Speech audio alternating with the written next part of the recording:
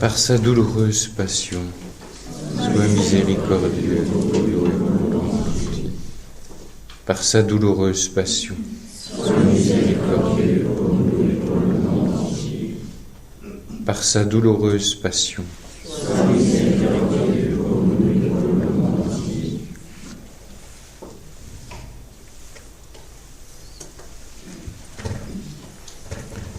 Je vous ai mis, si vous le voulez, puisque vous avez eu une parole hier sur les rendez-vous, je vous ai mis un petit carton avec des cases de vide. J'ai beaucoup de cases de vide.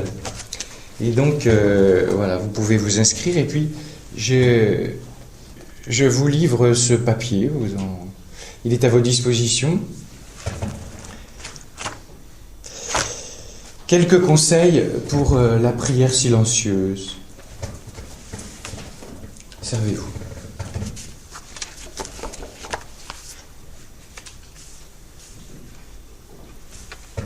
Ça tombe bien, cette invocation que nous venons de faire, hein, vous le savez, pour la plupart, c'est l'invocation du chapelet de la miséricorde que Jésus lui-même enseigne pour ce temps. Il n'est pas question qu'il remplace le chapelet, mais voilà, est-ce que nous sommes assez simples pour recevoir ces choses très simples que nous donne Dieu aujourd'hui? Et les mots de ce chapelet, par sa douloureuse passion.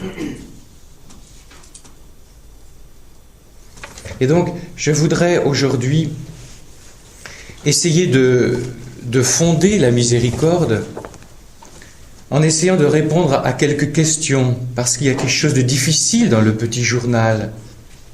C'est deux conjugaisons difficiles.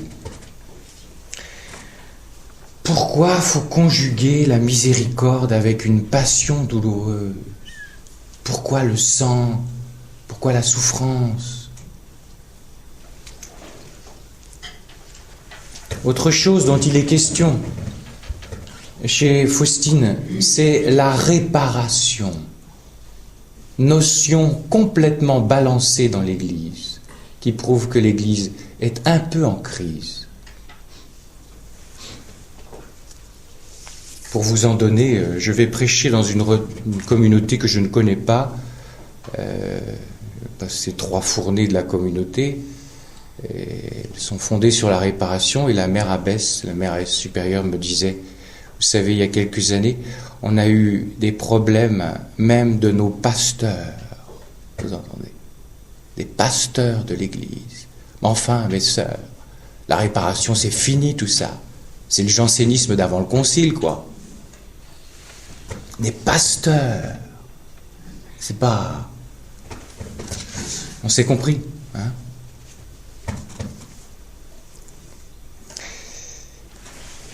Passion et réparation. Et avant cela, je vous le disais, il y a deux battements du cœur de l'amour de Dieu, justice et miséricorde. Et je vous ai montré combien je pensais bancal. Oh, je ne sais pas si je suis ajusté, mais enfin, il y a au moins quelque chose d'un peu moins bancal. L'amour de Dieu révélé à Faustine, tout d'abord. Nous sommes durant l'Avent 1932, et le Dieu 3 fois saint accorde à la religieuse polonaise des lumières puissantes sur son être. Le cœur de Dieu, si vous préférez. T'es fait comment, Dieu, si on peut dire? C'est quoi ton amour? Ben oui, Dieu est amour, mais ça recouvre quoi? Les attributs divins, pour parler un langage un peu technique, mais peu importe si vous préférez le terme, qualité de l'amour de Dieu, peu importe donc. Et vous pourrez trouver ça au petit journal numéro 180. Jésus révèle que son amour repose sur un trépied. Dieu est saint. Ça veut dire qu'il est l'amour porté à haute température. Et cet amour se dispatche, entre guillemets, s'exprime à travers deux manières qui semblent opposées. C'est-à-dire que Dieu aime de miséricorde et de justice. Tout d'abord, Dieu est saint. Numéro 180, le premier attribut que le Seigneur me fit connaître, c'est sa sainteté. Cette sainteté est si grande que toutes les puissances et les forces tremblent devant lui.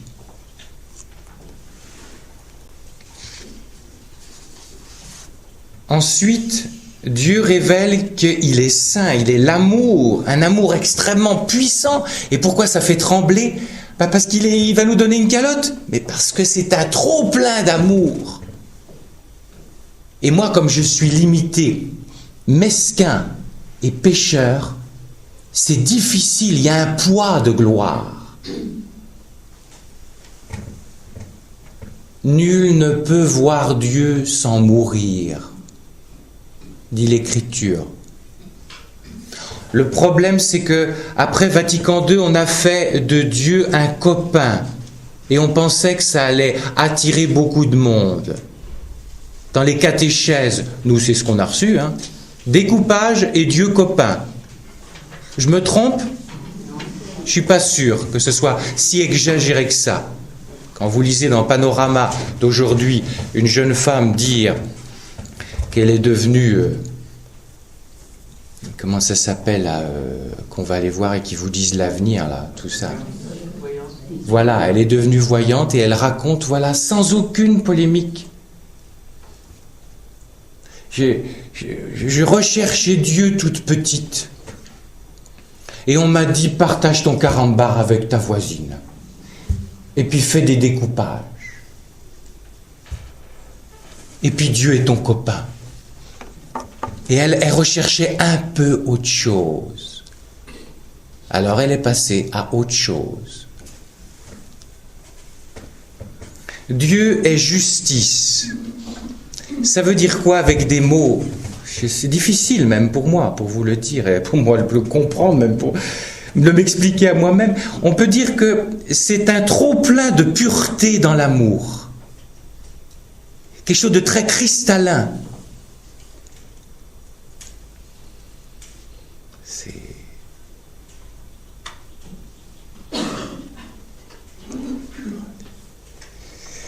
Et donc, ce qui fait que, si vous voulez une autre image, on peut avoir que des comparaisons, je suis désolé, hein, parce que c'est Dieu. C'est de l'or en fusion. Et moi, je vous disais ordure, c'est pas très méchant, je suis de l'or qui est dur, pas forcément de l'or dur, je suis de l'or qui est dur, et Jésus veut me rendre liquide, donc il va me plonger cet or très dur dans ce creuset de l'or en fusion. Mais mon or dur, l'or qui est assez dur, comporte aussi un peu d'ordure. Et cet or plongé, imparfait en Dieu, ça va devenir de l'or pur. Mais il va falloir que tu sois fondu. On va être tous des fondus, comme disent les jeunes aujourd'hui. Petit journal 180, la seconde connaissance que Dieu m'accorda, c'est sa justice. Sa justice est si grande et si pénétrante qu'elle atteint les choses dans leur essence et tout se présente à lui dans sa vérité. La justice, un autre mot très simple, c'est opération vérité. Sur ce que tu es. Alors vous allez me dire, dis donc, qu'est-ce qui reste comme place pour la miséricorde ? Attendez, et garde le plus beau pour la fin. L'amour de Dieu, troisième pied de ce trépied, c'est qu'il est miséricorde. Qu'est-ce que c'est ? C'est un trop-plein d'amour, un don par-dessus le don. Tu l'as blessé et il en rajoute une couche pour te dire qu'il t'aime. Par-dessus le don, pardon. C'est un peu ma lecture un peu personnelle. 180 toujours du petit journal, le troisième attribut est l'amour et la miséricorde. Et là, ça va nous faire plaisir, ouf. Et j'ai compris que l'amour et la miséricorde sont le plus grand attribut. Elles parlent comme Thérèse, et Thérèse et Faustine parlent comme Thomas d'Aquin, ce grand saint théologien.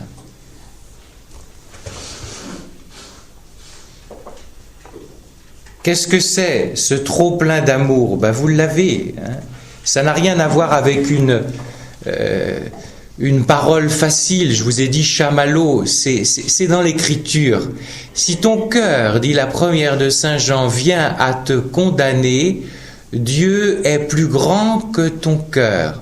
Traduisez. Repensez au péché qui vous humilie le plus dans votre vie, le plus gras, où vous avez l'impression d'être tombé très bas. Eh bien, dis-toi bien que encore plus bas que ça, il y a la main de la miséricorde. Et si tu commettais 1 milliard de péchés ignobles, comme celui auquel tu penses, toujours plus bas que cela, il y aura la miséricorde. C'est très thérapeutique cette affaire-là. Ça éviterait beaucoup de dépenses de la sécurité sociale. Et je ne blague pas. Si les chrétiens vivaient de cela, être inconditionnellement aimés. Alors, pour essayer, je me suis dit, qu'est-ce que moi je vais leur dire? Il m'est venu ceci. Vous en faites ce que vous voulez. Mais comment comprendre justice et miséricorde en même temps? Et il m'est venu ceci. Les apparitions de Fatima. Vous vous rappelez peut-être un peu, hein? Et à la fin, les gens disent, les autorités, donne-nous un signe. Qu'elle donne un signe si c'est elle. Dieu n'est pas avare de signes très puissants, même si le mode habituel d'action de l'Esprit Saint dans nos vies est extrêmement ténu. Mais laissons à Dieu le soin d'être Dieu. Il y a des moments, et je vous l'ai dit dans l'époque qui va venir, il va manifester sa puissance. Marthe Robin disait, vous n'êtes même pas capable de porter, tellement ça va être grand, mais dans l'ordre de l'amour et de l'expression de sa puissance.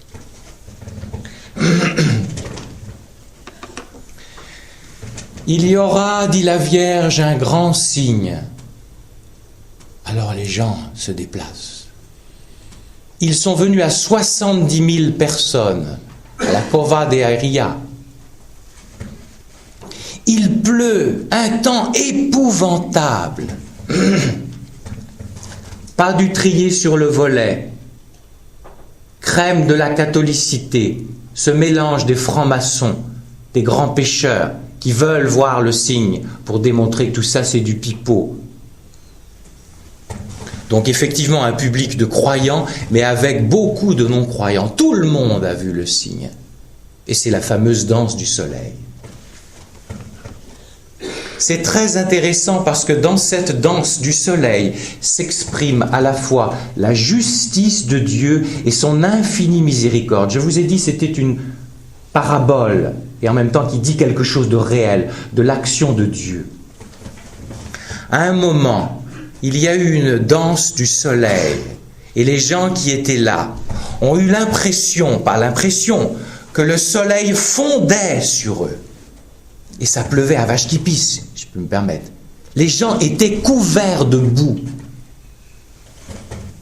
Et qu'est-ce s'est-il passé dans cette assistance?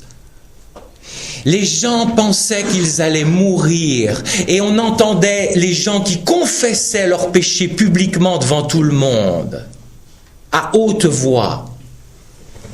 Expression de la justice, c'est-à-dire que le soleil de Dieu, quand il s'approche, ça fait une opération vérité. Le soleil, ça met en lumière. Quoi? Tes ténèbres, ça fait de la justice. Et j'y reviendrai dans la nouvelle Pentecôte et la phase de purification. Et là, c'est pas des apparitions, je sais pas quoi, un peu barjot, c'est Faustine reconnue. Hein. il y aura une expérience de jugement particulier, universel en même temps. Il n'y aura pas de nouvelle Pentecôte sans cette opération vérité. Hein. Les gens qui rêvent, on va appeler l'Esprit Saint en levant les bras, tu parles. Mais bien sûr qu'il faut louer et bénir. Vous savez quand même pas mentir aux gens en leur racontant des trucs comme ça. La gloire de Dieu, même le Père Rémy qui le dit, dans son bouquin « Sur le ciel à visiter la terre », dit actuellement qu'est-ce qu'on sent? On sent la gloire, le poids de la vérité, parce qu'il veut purifier ce monde du péché. Voilà pour la justice. Vous imaginez le soleil qui descend sur vous, mais vous dites, mais je vais te cramer. Il met en lumière ton péché, et tu n'as aucune gêne pour le confesser publiquement. Voilà, la justice. Maintenant, la miséricorde. Il y a un phénomène étonnant. Et ça, vous trouvez ça dans les journaux de l'époque, pas forcément catho. C'était très intéressant. C'est que les gens sont sortis de ce pré, qui était une séance de boue, miraculeusement asséchés. La miséricorde assèche la boue de ton péché. Voilà. C'est pas mal finalement ce qu'il m'a donné comme image. C'est pas mal.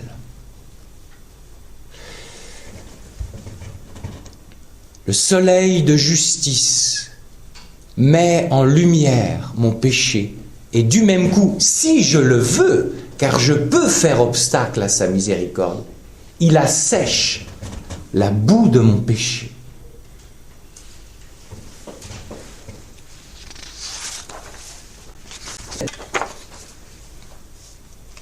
Maintenant, si vous le voulez,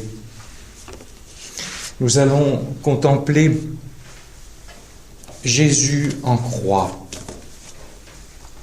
Imaginez-le devant vous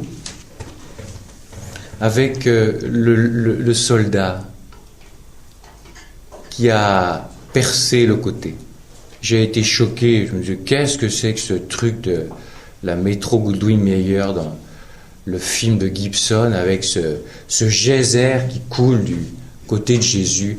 Puis comme j'ai appris que c'était dans des mystiques, Marie d'Agreda ou Anne-Catherine Emmerich, qui est maintenant bien heureuse, je me suis dit, Joël, écrase-toi un petit peu, car les mystiques ont raison, mais pas vraiment toi.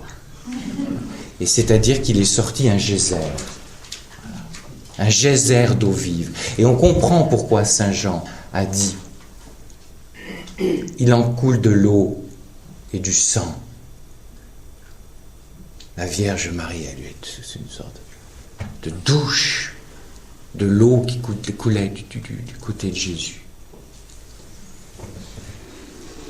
Et je vous invite à contempler cela et à nous poser deux questions que je vous annonçais. Pourquoi fallait-il que la miséricorde jaillisse d'une mort sanglante?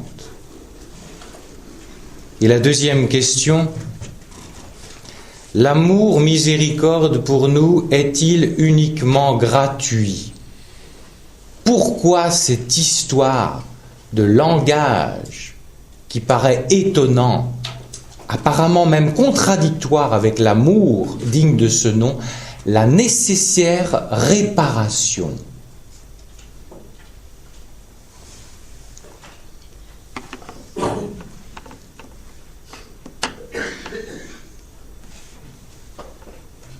J'ai eu un évêque au téléphone il y a quelque temps. Et je lui dis, je suis allé à Lourdes prier pour vous dans la discussion. Car j'ai cru voir, comme je circule à droite à gauche, c'est bien, on n'a pas le temps de regarder les infos, donc on est un peu moins intoxiqué. J'ai appris, mon pauvre évêque, que vous êtes sur la sellette parce que vous avez demandé à un prêtre qui vivait en concubinage depuis 11 ans d'arrêter son ministère. Et je vois ce qui vous arrive. Vous êtes le gros méchant loup qui avait fait du mal au petit martyr de prêtre qui vivait dans l'impureté pendant 11 ans. Et à un moment, je suis un peu gonflé. Je lui dis, j'ai fait une deuxième demande à Lourdes, Monseigneur. J'ai demandé à la Vierge que cet ancien prêtre que j'aime, c'est un frère dans le sacerdoce, j'ai demandé qu'il ait un gros cancer de la prostate. Et à un moment, je lui ai dit, parce que vous comprenez, quand un prêtre quitte le sacerdoce, et bien sûr, les médias n'attendent que ça actuellement, vous m'entendez? Et j'espère que vous ne hurlez pas avec les loups, parce qu'on ne va pas devenir copains. Et alors, à un moment dans la discussion, je lui ai dit, je ne vais pas demander pour le mal, je lui ai dit, parce que vous comprenez, quand un prêtre claque la porte et qu'il en fait une militance qui va contaminer tout un tas de cathos où il vit, eh bien il faut réparation. Et l'évêque me répond, oui, il faut réparation. Bon, j'ai dit, ça va, au moins un vrai. La réparation. Il ne s'agit pas de le juger, c'est comme ça. Il faut de la réparation. Réparer. Toutes ces œuvres artistiques un artiste ferait ça pour l'islam, je peux vous dire. Pour les cathos. Mais comme on est devenus des chiens muets. Des chiens muets. On a la monnaie de la pièce. Ça démarre fort, oui, je reconnais. Ça va se calmer cet après-midi. Non, mais quand il vous fait sentir Jésus ses souffrances, qui vit de cette église, de ces chiens muets, et pas que les laïcs, hein, prêtres, évêques. Il souffre, Jésus. Vous participez à sa souffrance. Ça ne peut pas vous laisser indifférent. C'est pas possible. Et donc voilà. Pourquoi fallait-il que la miséricorde jaillisse d'une mort sanglante? Et deuxièmement, cette conjugaison de la miséricorde avec la réparation. Alors, première question. Pourquoi ce geyser de miséricorde est-il issu, non pas d'un Jésus ressuscité qui serait mort tranquillement dans son lit ou au bord de la piscine, avec un cigare dans une main et un verre de whisky dans l'autre? Normalement, quand même, il est mort dans des conditions atroces.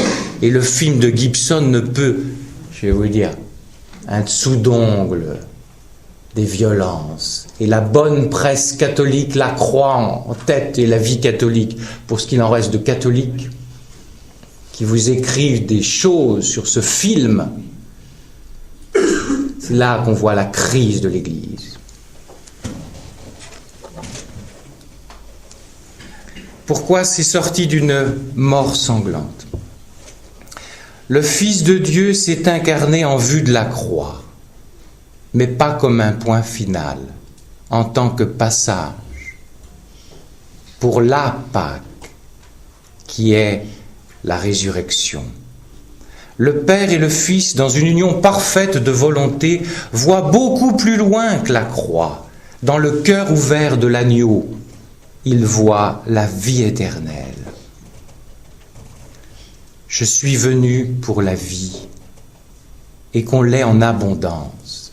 Je ne suis pas venu pour le plaisir de saigner. La fin finale, si vous me permettez, la finalité de la croix, c'est la résurrection. Mais voilà, cette précision faite, le chemin de croix est devenu un chemin obligé. Car comme on disait dans le siècle où on avait du langage, je deviens, madame, votre obligé. Dieu est devenu l'obligé de l'humanité. Parce qu'il est complètement malade d'amour pour l'homme.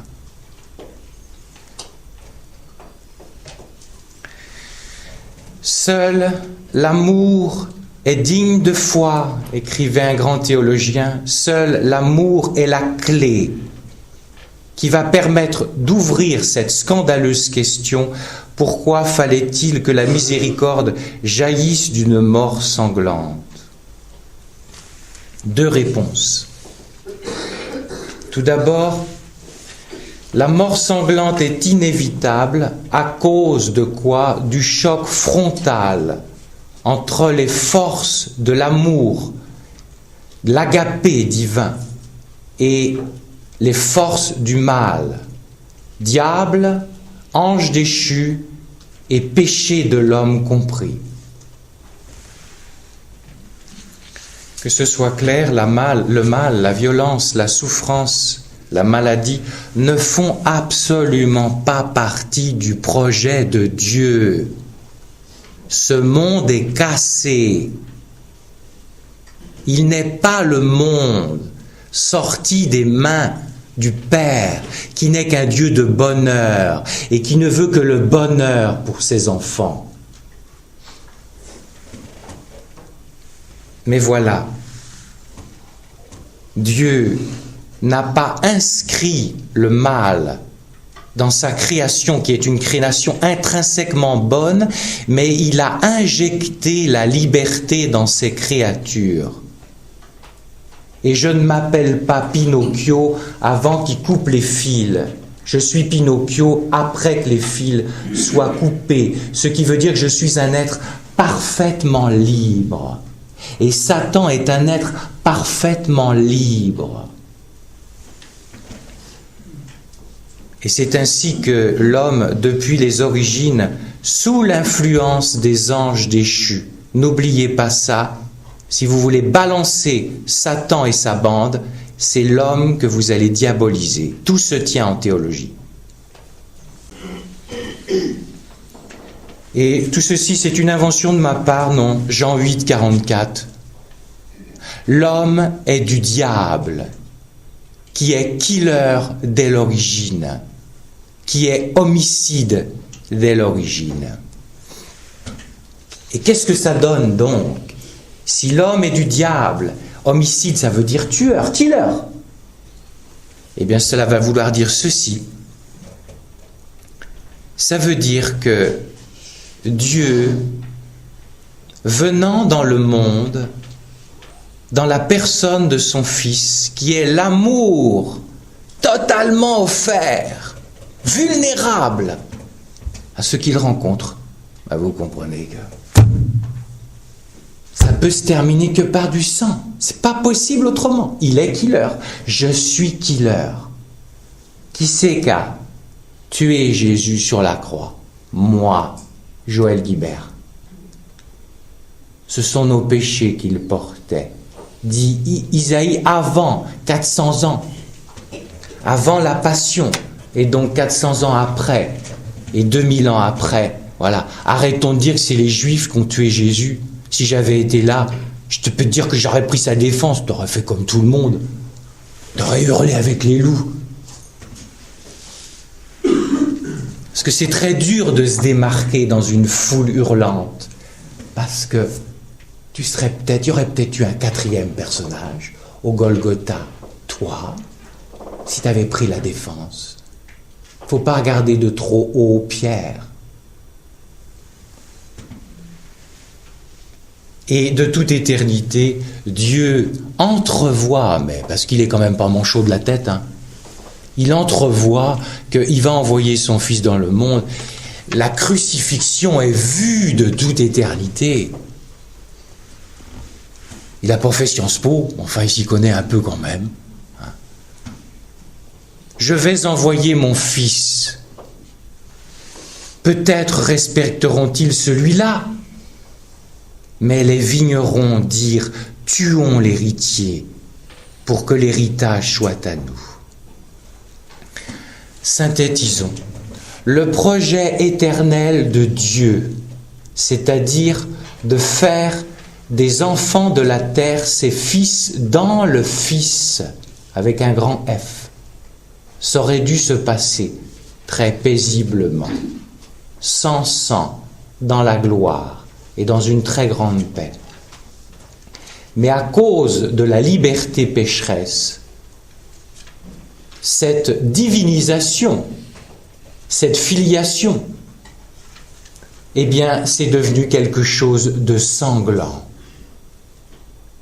Par sa douloureuse passion, sois miséricordieux pour nous et pour le monde entier.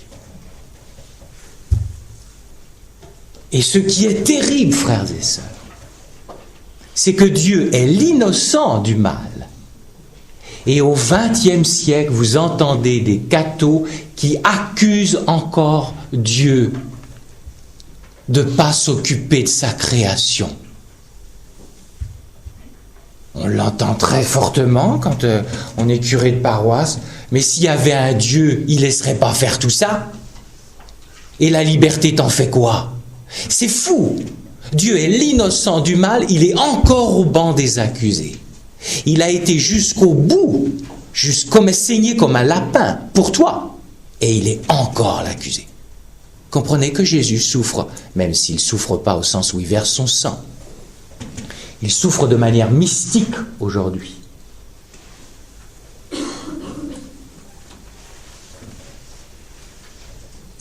Deuxième raison. À cause de l'amour déraisonnable de Dieu, voilà pourquoi il y a eu la passion. À cause de l'amour fou de Dieu, bizarre pour nous, qui sommes calculateurs, mesquins en amour.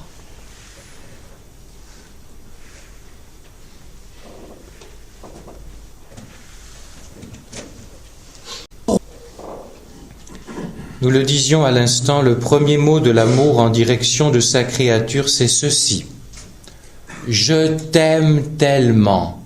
T'as intérêt de m'aimer en retour? Non. Je t'aime tellement que tu es totalement libre de m'aimer en retour. Si tu savais comme j'aime ta liberté. Car s'il la piétinait, il ne t'aimerait pas. Il serait un violeur de liberté.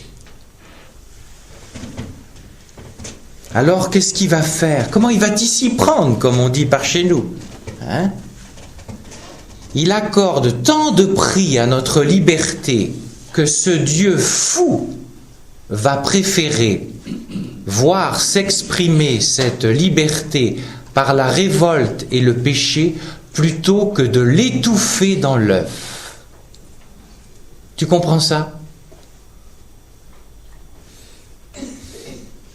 Fou ce truc-là.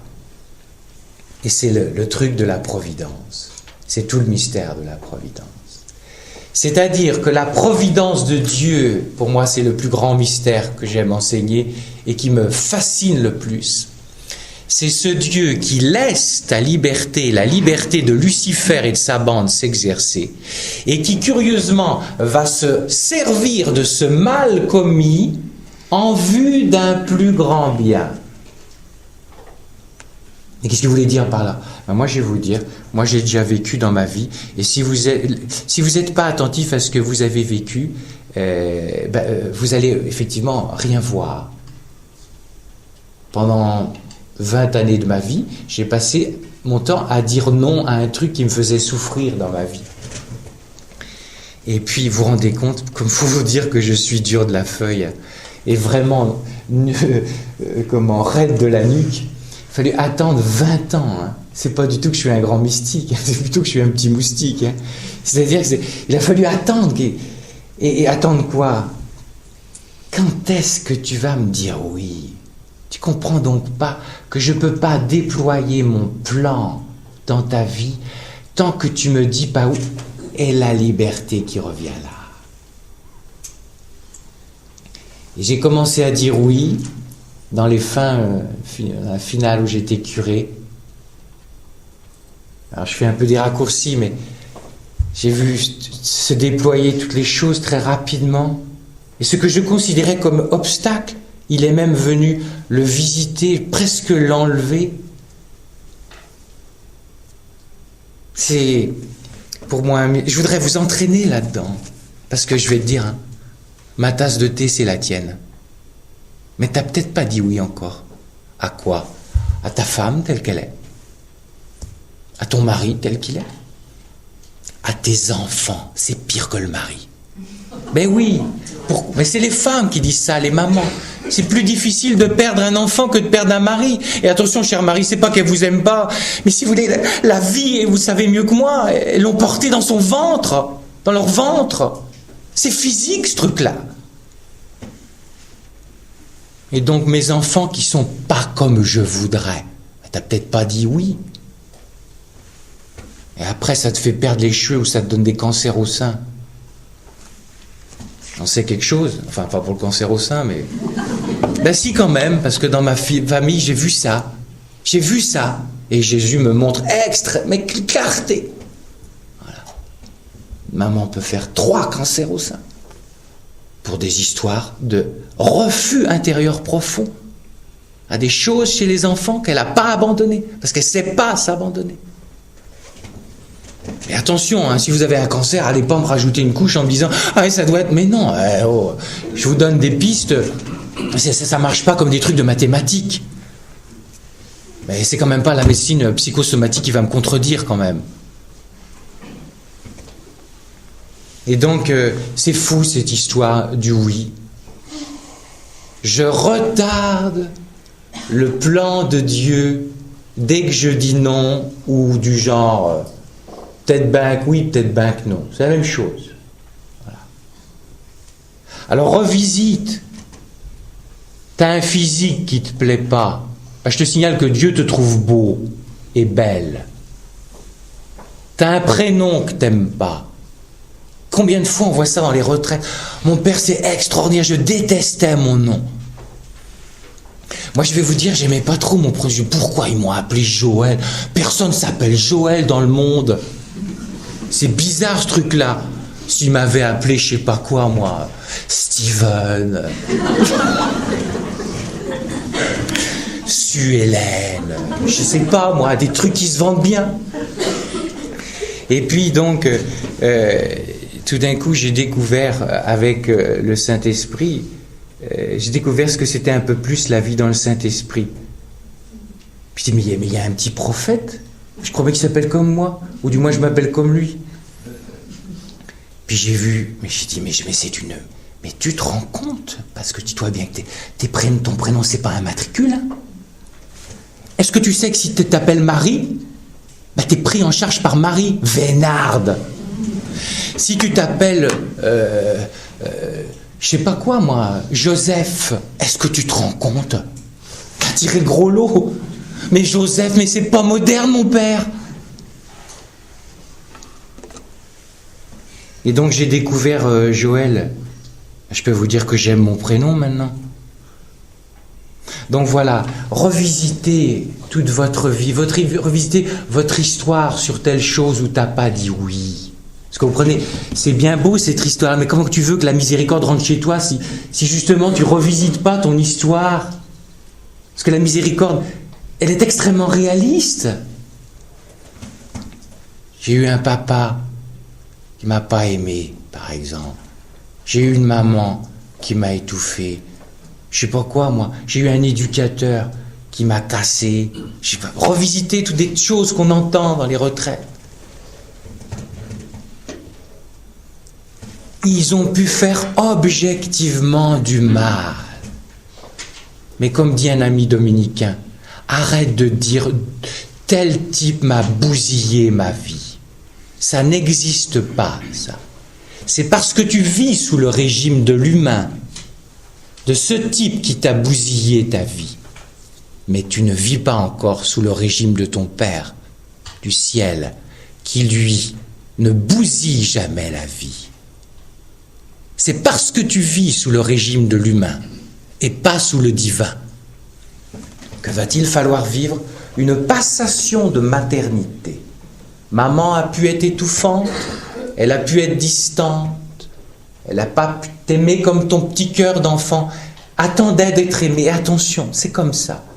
Ben oui, mais il y a maman Marie, qui elle, inconditionnellement, tu m'entends, quand tu es né, c'est pas la sage-femme qui t'a reçu, c'est les mains de la Vierge. Est-ce que tu vis à ce niveau-là?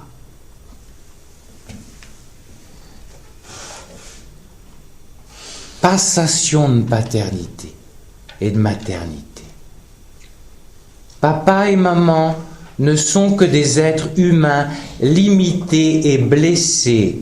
Pourquoi tu dis ils t'ont bousillé? Parce que tu as des attentes divines de la part de tes parents.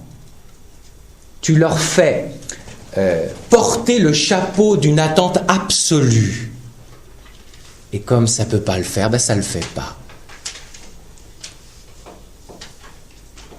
Si vous saviez, dans les retraites, on voit des choses extraordinaires. Et curieusement, les êtres qui vont être des fois les plus abîmés, alors eux, c'est vitesse turbo. Pourquoi? Parce qu'ils ont eu, si vous voulez, ça crée un vide d'air, un appel d'air, la blessure. Et quand ils s'ouvrent à Dieu, Dieu entre, il est comme aspiré. Alors vous avez les chrétiens qui sont tombés dans la cuve, ils sont presque jaloux de voir des gens enclencher une vitesse turbo, c'est extraordinaire. Je peux vous dire que vraiment être prêtre, c'est quelque chose. Obispo a fait une belle chanson, être père. Si les prêtres là, les phaseurs là qui font plein de fric avec leurs disques, est-ce qu'ils pourraient faire une chanson être prêtre? C'est le plus beau fruit de ma récolte. Elle est belle cette chanson d'Obispo. Enfin, il a surfé sur quelque chose qui se vendait bien aussi, mais enfin quand même. Dieu est donc en somme capable de recycler le mal commis par ses créatures en vue d'un plus grand bien.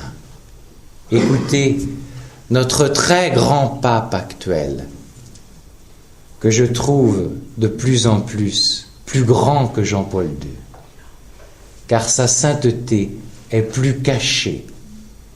Parmi les jeunes prêtres qui sont ici, ils ont dû faire les JMJ.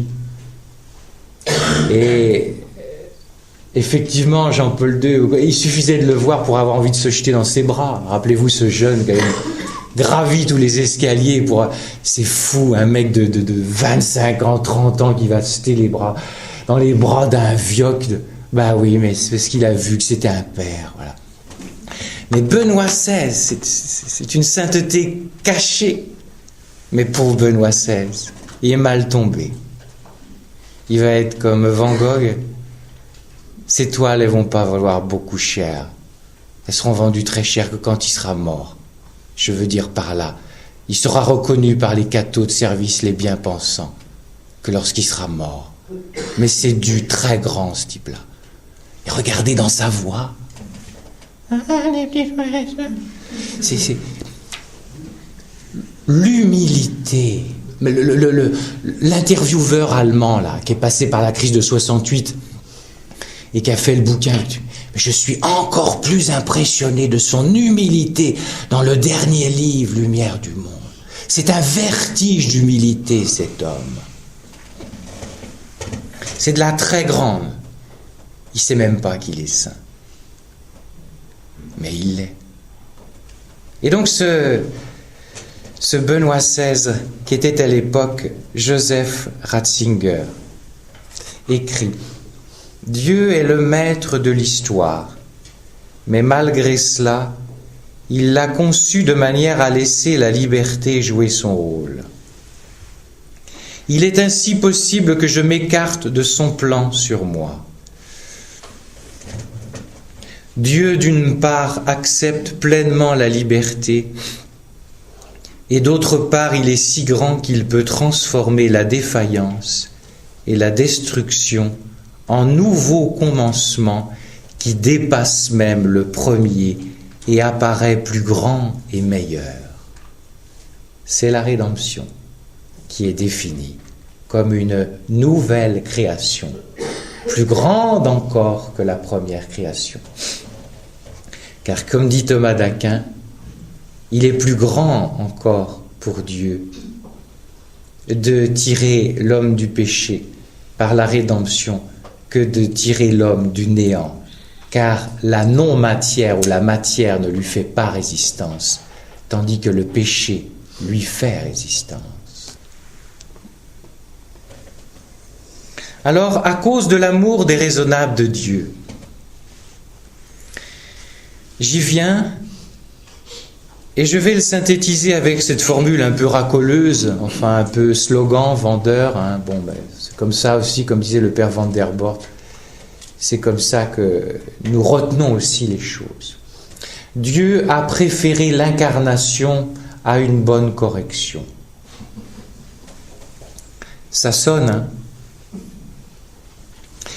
Par mode de comparaison, supposons qu'un de vos enfants ait cassé gratuitement la vitre du voisin. Vous êtes à faire, madame, la cuisine dans votre petit local et vous avez un œil sur le rôti, en même temps un œil sur la fenêtre, et vous voyez votre petit prendre exprès une pierre et la jeter dans la vitre du voisin et le casser. Qu'est-ce que vous faites? Et je ferai pareil.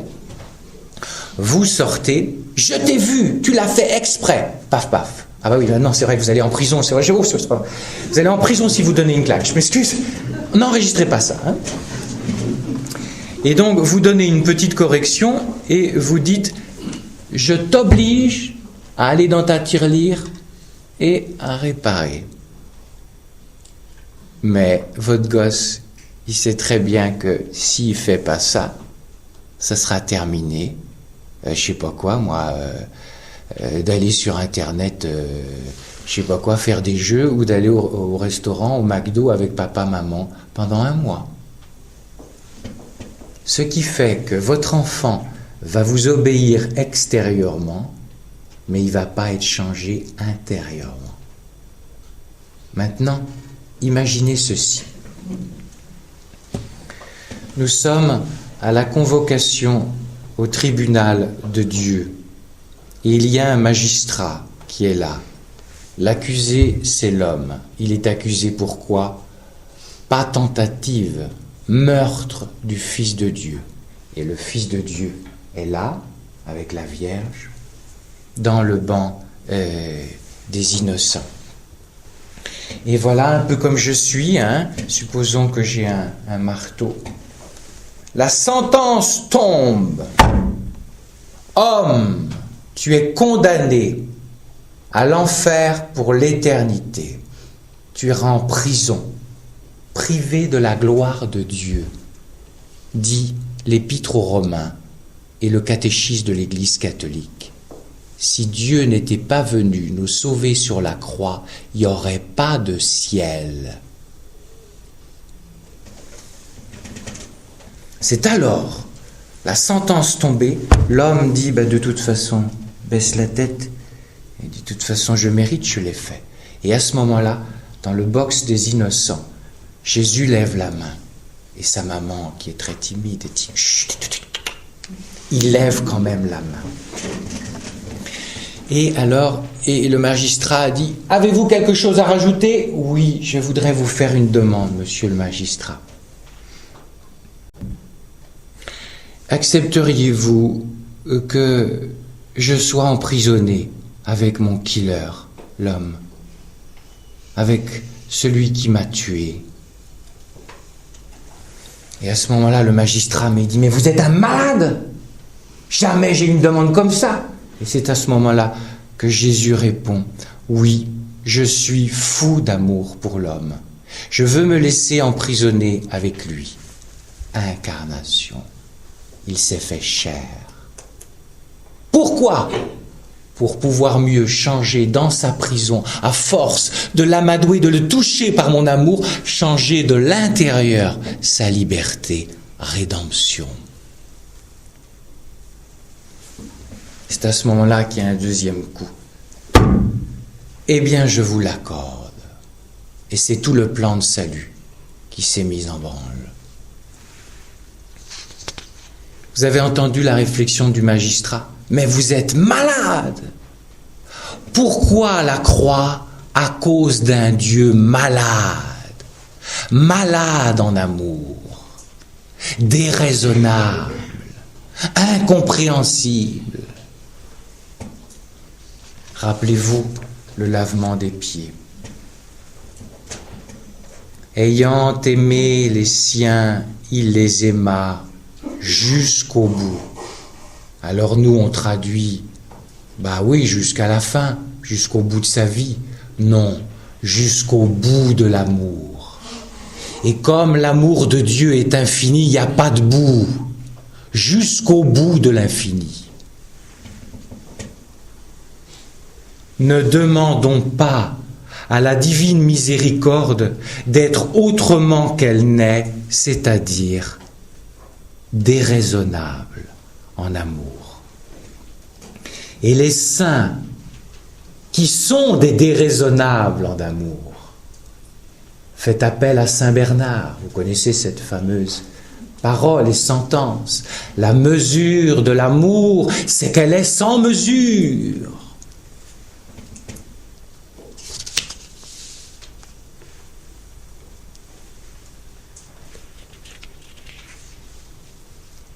Alors on y vient à cette fameuse notion de réparation.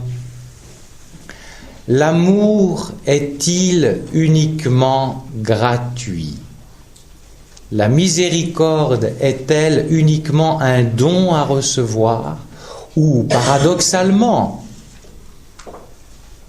appelle-t-elle, tout en étant parfaitement gratuite, en même temps une nécessaire réparation? Je développe. Notre époque actuelle est très sensible à la gratuité de l'amour. Romains 11,6 « Si c'est par grâce, ce n'est plus en raison des œuvres, autrement la grâce n'est plus grâce. » Pour dire les choses autrement, si Dieu exige une réparation, ce n'est plus de l'amour, c'est intéressé, c'est calculateur, c'est pas gratuit, puisqu'il exige. Si c'est gratos, on donne à perte. Cet accent donné à la pensée actuelle dans l'Église,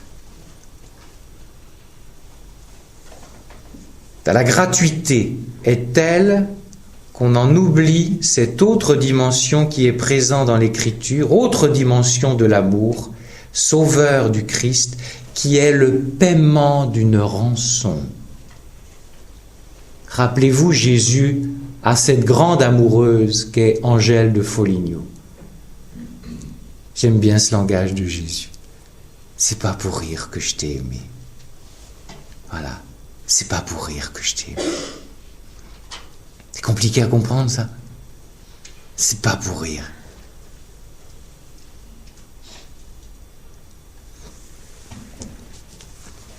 Et donc, si vous regardez, si vous avez en mémoire le premier point qui vient d'être développé, c'est que Jésus n'était absolument pas obligé de venir dans le monde. Mais son amour qui est infini s'est fait, par cet amour, il s'est fait notre obligé. Mais il n'était absolument pas obligé. Et donc Jésus est venu gratuitement et en même temps sur la croix, il a réparé. Mais qu'est-ce qu'il a réparé? Il a réparé l'alliance que l'homme et le diable avaient cassée. Par contre, réparer du côté du diable, c'est irréparable. Vous m'entendez? C'est pas la peine de prier comme je l'ai vu une fois, car il ricane là-haut. Je prie mon Père pour la conversion de Satan. Non mais ça va pas, non. La liberté de l'ange n'est pas la liberté de l'homme. La liberté de l'homme est enchâssée et dans l'histoire et dans la chair. Ce qui fait que, comme chante Calogero, on est capable de s'aimer, se désaimer, et je rajouterais de se re-aimer, de se redésaimer. Nous sommes dans une histoire. Quand l'ange, la liberté de l'ange est d'une telle limpidité, il sait et il ne dit pas 15 jours après « Mince, me suis trompé ».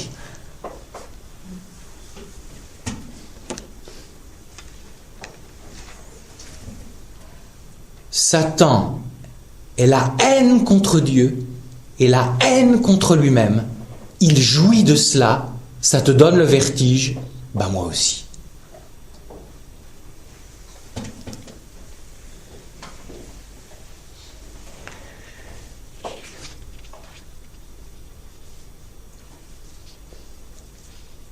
Si vous êtes gêné par cette notion de réparation, pour vous montrer qu'il y a une nécessaire réparation, mais que ce soit clair encore, c'est une nécessité de l'amour, un amour nécessitant, dit Thomas d'Aquin, encore lui. Eh bien, comment vous allez faire pour lire cette page de l'Évangile que tout le monde nous réclame, avec les béatitudes, c'est les pèlerins d'Emmaüs. Vous allez être obligé de faire du lifting, faire du découpage, là encore, dans ne fallait-il pas que le Christ souffrit pour entrer dans sa gloire? Ne fallait-il pas? Nécessité. Et bien sûr, nécessité de l'amour.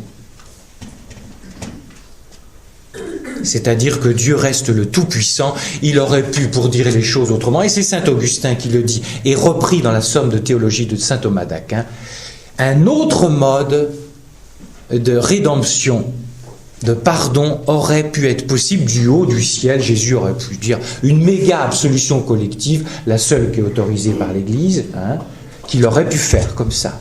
Et on n'aurait pas été sauvé à moitié.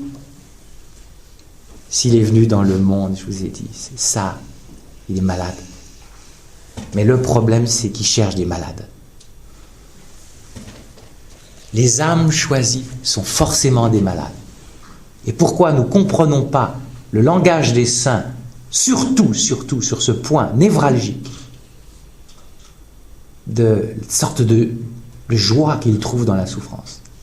C'est parce qu'ils sont des malades d'amour. Des malades d'amour. Ils sont devenus Jésus, qui lui-même est malade. Tu veux savoir si tu es un malade? Si ça te choque, va falloir que tu vives encore des liftings. Mais c'est possible. Je te les propose cette semaine. Et en plus, malheureusement, je te les propose gratuits. Comment concilier en Dieu cette apparente opposition entre un amour gratuit et en même temps il demande réparation? Est-ce que la réparation, pour dire les choses autrement, peut jaillir de l'amour et non pas simplement d'un amour calculateur?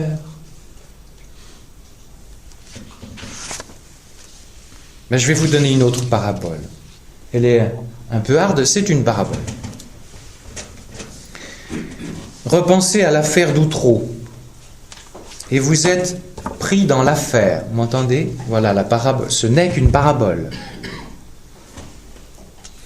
Il se trouve que dans cette affaire, votre père charnel, est accusé faussement par des enfants d'actes pédophiles atroces et qu'il est condamné à une lourde peine. Et que non seulement ça, si vous avez en mémoire comment ces innocents ont été hués quand ils sont montés dans le panier à salade, et alors qu'ils étaient innocents, et toi tu es devant la télé et tu vois ton père se faire huer pour d'actes pédophiles atroces, ça rejaillit en plus sur toi. Voilà. Et tu es le fils, tu es la fille de ce père qui est accusé de cela. Car actuellement, les enfants, tout ce qu'ils disent, c'est la vérité.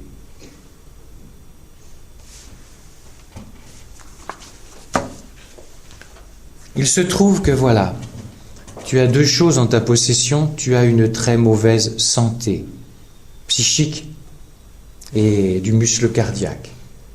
C'est-à-dire que tu as une tendance à la dépression, tu as une sensibilité très vive, tu as une émotivité très très grande.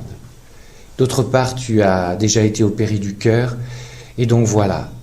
Voilà pour la première chose que tu as en ta possession. La deuxième chose, c'est que tu as en possession les preuves absolument incontournables de l'innocence de ton père. Mais voilà. Si tu déclares officiellement tes preuves, tu vas te retrouver devant une marée médiatique de flash, de crash, etc., de micro, et tu as peur. De toute façon, tu sais que tu vas certainement faire une dépression à cause de l'émotion que ça va créer. La deuxième chose, s'il faut que tu ailles parler devant tout le monde, tu as le palpitant qui palpite tellement, de toute façon, tu te dis, si c'est pas la dépression, ça va être du palpitant que je vais craquer. qu'est-ce que tu vas faire? Tu vas rester chez toi en laissant ton père, l'honneur de ton père, bafoué pour toute l'éternité et qui va moisir et crever en prison pour sauvegarder ta vie et vivre quelques années de plus. Si tu mérites le nom d'enfant de ce père, eh bien tu vas aller au front, au charbon, et tu vas dire, même si j'y passe, l'honneur de mon père, je veux qu'il soit sauf, transposé pour le Seigneur Jésus, c'est ça qu'il a fait. Et donc cette petite parabole un peu harde vous montre quoi? La réparation peut jaillir et jaillit de l'amour désintéressé. Le Fils a réparé pour que l'honneur de son Père soit sauf. Et dans cette même réparation, ça a réparé le péché des hommes, l'alliance entre Dieu et les hommes. Et vous trouvez ça, c'est dans le catéchisme de l'Église catholique. Par exemple, 614. Madeleine Delbrel, que vous connaissez peut-être, qui vivait dans les banlieues communistes, les banlieues rouges. On peut, alors là, mais vraiment pas la taxer d'intégroïde de première. Je peux vous dire, c'est vraiment, eh bien, elle-même voyait clair. Dans la joie de croire, elle disait, réparation et satisfaction, déjà à son époque, sont deux mots rayés du vocabulaire chrétien contemporain. Cela prouve seulement notre irréalisme et notre légèreté. C'est très léger, le discours actuel pastoral. Très léger. Quand celui-ci n'intègre pas justice et miséricorde, et comme dit cette responsable de communauté, quand ce sont en plus des pasteurs qui viennent vous dire ça, ici encore, c'était vieux. J'ai encore entendu ça récemment. Eh bien, ça veut dire qu'ils ont un cœur très léger, ces pasteurs-là. Et ça peine, ça fait souffrir. Parce que ce sont des pasteurs.